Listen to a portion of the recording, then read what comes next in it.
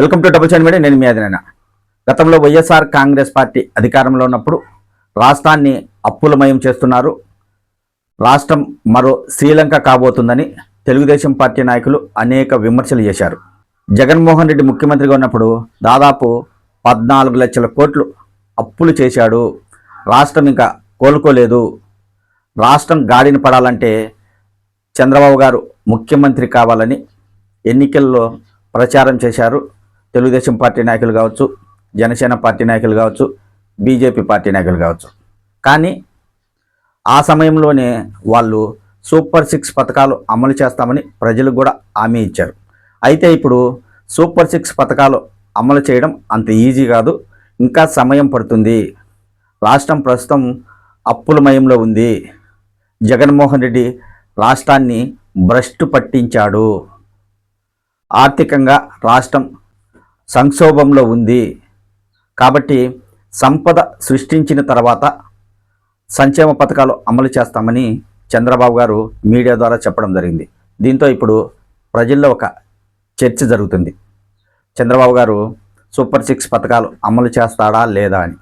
గతంలో వైసీపీ అధికారంలో ఉన్నప్పుడు అప్పటి ముఖ్యమంత్రి జగన్మోహన్ రెడ్డి చెప్పేవాడు, ఎన్నికల సమయంలో నవరత్నాల ద్వారా వైసీపీ ప్రభుత్వం అందించే సంక్షేమ పథకాలకు సంవత్సరానికి దాదాపు 40 నుంచి 50 వేల కోట్ల రూపాయలు అవుతుంది. ఇప్పుడు కూటమి నాయకులు సూపర్ 6 పథకాలు అమలు చేస్తామంటున్నారు. అందులో భాగంగా తల్లికి వందనం కింద ఒక ఇంట్లో ఎంతమంది విద్యార్థులు చదువుకుంటూ ఉంటే అంతమందికి సంవత్సరానికి 15,000 రూపాయలు వేస్తామంటున్నారు. మహిళలకు నెల నెల 1,500 ఇస్తామంటున్నారు. అన్నదాత సుఖీభావ కింద రైతులకు ప్రతి ఏడాది 20,000 రూపాయలు వేస్తామని చెప్తున్నారు. ఇలా అనేక రకాల పథకాలు అమలు చేస్తామని కూటమి నాయకులు చెప్తున్నారు. ఇవి అమలు చేయడం అసాధ్యం. ఆ పథకాలు అమలు చేయాలంటే సంవత్సరానికి 60,000 నుంచి 70,000 కోట్ల రూపాయలు ఖర్చు అవుతుంది. ప్రస్తుతం నవరత్నాల ద్వారా అందిస్తున్న పథకాలకే 40,000 నుంచి 50,000 కోట్ల రూపాయలు ఖర్చు అవుతుంటే అది తీసుకురావడానికి చాలా ఇబ్బందులు పడుతున్నాము. అలాంటిది సూపర్ 6 పథకాలు కూటమి నాయకులు అమలు చేయాలంటే అంత ఈజీ కాదని జగన్మోహన్ రెడ్డి గారు అప్పట్లోనే చెప్పడం జరిగింది. అయినా ప్రజలు ఆయన మాట వినలేదు, చంద్రబాబు గారిని నమ్మారు, పవన్ కళ్యాణ్ గారిని నమ్మారు. కూటమి ప్రభుత్వానికి అత్యధిక సీట్లు ఇచ్చారు. అయితే ఇప్పుడు సంక్షేమ పథకాలు ఇప్పట్లో అమలు చేయలేము, టైం పడుతుంది. ముందుగా రాష్ట్రాన్ని అభివృద్ధి చేయాలి, సంపద సృష్టించాలి, తర్వాతే పథకాలు అమలు చేస్తాం. అయితే ప్రస్తుతం రాష్ట్రానికి కొన్ని నిధులు వచ్చాయి. ఆ నిధులను సంక్షేమ పథకాలకు ఇవ్వలేము, అవి రాష్ట్ర అభివృద్ధికి ఖర్చు పెడతామని చంద్రబాబు గారు చెప్పడం జరిగింది. అయితే సూపర్ 6 పథకాలు కూటమి ప్రభుత్వం అమలు చేయకపోతే ప్రజలు ఒప్పుకుంటారా, ప్రభుత్వంపై వ్యతిరేకత రాదా అనే చర్చ కూడా సాగుతుంది.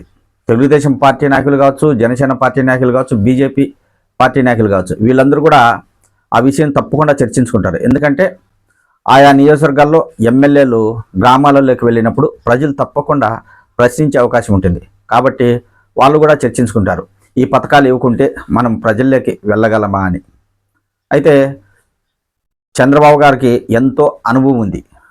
దాదాపు 3 సార్లు ముఖ్యమంత్రిగా చేశారు. మళ్ళీ ఇప్పుడు ఆయన 4వసారి ముఖ్యమంత్రి అయ్యారు. గతంలో కూటమి నాయకులు అప్పటి ముఖ్యమంత్రి వైఎస్ జగన్మోహన్ రెడ్డి దాదాపు 14 లక్షల కోట్లు అప్పులు చేశారని ఎన్నికల ప్రచారంలో చెప్పడం జరిగింది.